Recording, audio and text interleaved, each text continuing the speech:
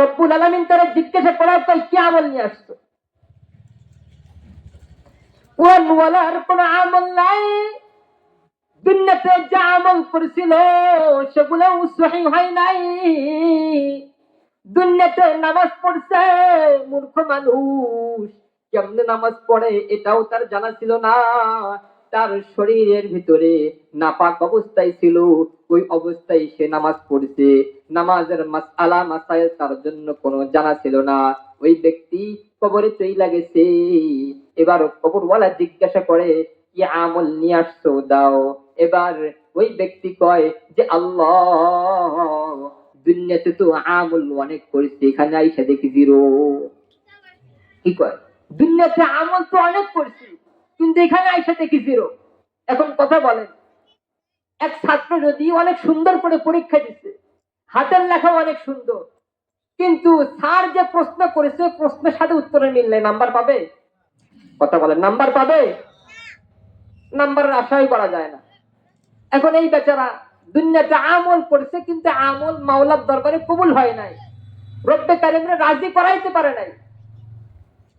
এখন তারে জিজ্ঞেস করছে কি আমল নিয়ে আসছো? সে এখন বলে আল্লাহ, আমল তো অনেক করছি, কিন্তু এখন এখানে আইসা দেখি সব জিরো। এখন কবরওয়ালা জিজ্ঞেস করে কয় যে বন্ধু, তোমার তো জাহান্নামের ফয়সালা হয়ে যাবে, তোমার তো এখন জাহান্নামী, কেননা তুমি দুনিয়ার ভিতরে আমল করছো, তোমার আমল সব জিরো।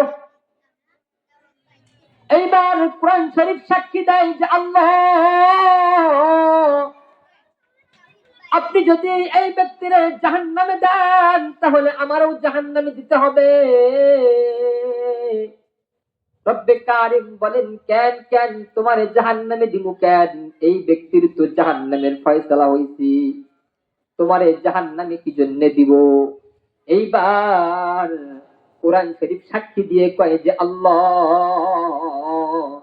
এই ব্যক্তি দুনিয়ার ভিতরে নামাজ পড়ছে, দুনিয়ার ভিতরে রোজাও করছে, ভালো ভালো আমলও করছে, কিন্তু তার আমল আপনার দরবারে সহি হয় নাই, তার আমল আপনার দরবারে কবুল হয় নাই।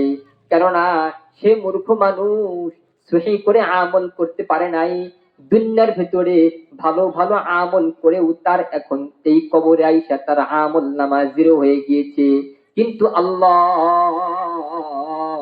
সে যতই ব্যস্ততা থাকছে কেন, সে যতই ব্যস্ততা থাকুক না কেন, দুনিয়ার ভেতরে যতই ব্যস্ত থাকছে, কিন্তু সে ব্যস্তর মাঝেও আমি কোরআন যে সে বলে নাই।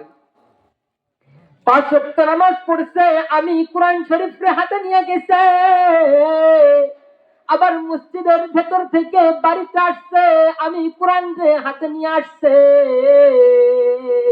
আল্লাহ, আমি কোরআন রে এই ব্যক্তি খুব মোহাব্বত করছে, ভালোবাসছে, আমার সঙ্গে এই কোরআনের একটা আলাদা সম্পর্ক আছে, আমার সঙ্গে এই কোরআনের আলাদা একটা ভালোবাসা আছে। রব্বুল আলামিন তারে আপনি জাহান্নামে দিন না, আমি কোরআনের ওসিলা হলো আপনি তারে জান্নাত পর্যন্ত পৌঁছায়া দেন। ওই ব্যক্তি কোরআনের ওসিলায় আজকে বেঁচে গেল। আর আপনি আমি যদি কাবার সঙ্গে প্রেম লাগাইতে পারি, আপনি আমি যদি মসজিদের সঙ্গে প্রেম লাগাইতে পারি, হতে পারে রব্বুল আলামিন আমাকে ওই কাবার ওসিলায়, এই মসজিদের ওসিলায় আমার মাফ করে দিয়ে জান্নাত পর্যন্ত পৌঁছায় দেবে। কেননা রব্বুল আলামিন তো ওই দিন শুধু ওসিলা খুঁজবে, কি খুঁজবে? ওসিলা খুঁজবে। যে কোনো ওসিলাতেই রব্বুল আলামিন সেই দিন মাফ করে দেবে।